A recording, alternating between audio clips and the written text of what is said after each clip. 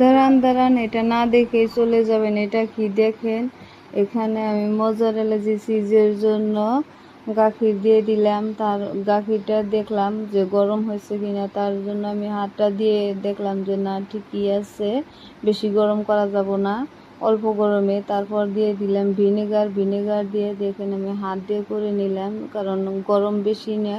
এটা আমি এখন উঠিয়ে নিব। উঠাইয়া এটা দিব ঠান্ডা পানিতে। ঠান্ডা পানির মাঝে অল্প লবণ দিয়ে দিব। লবণ যেহেতু চিজের লবণ বেশি থাকে, তাই একটু বেশি করে লবণটা দিয়ে দিলাম। তো ভালোভাবে হাত দিয়ে এটা ধুয়ে ধুয়ে নিব। যতটুকু কাকি থাকে কাকিরটুকু বেরিয়ে আসবে, তার জন্য হাত দিয়ে ধুয়ে নিলাম।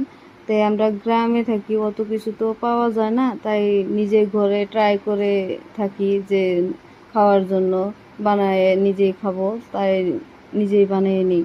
তে ভিডিওটা আপনাদের কাছে কেমন লাগছে, যদি ভালো লাগে লাইক কমেন্ট করে পাশে থাকবেন। এটা হচ্ছে আইসক্রিমের বক্স, এটা আমি ফ্রিজে রাখবো, তার জন্য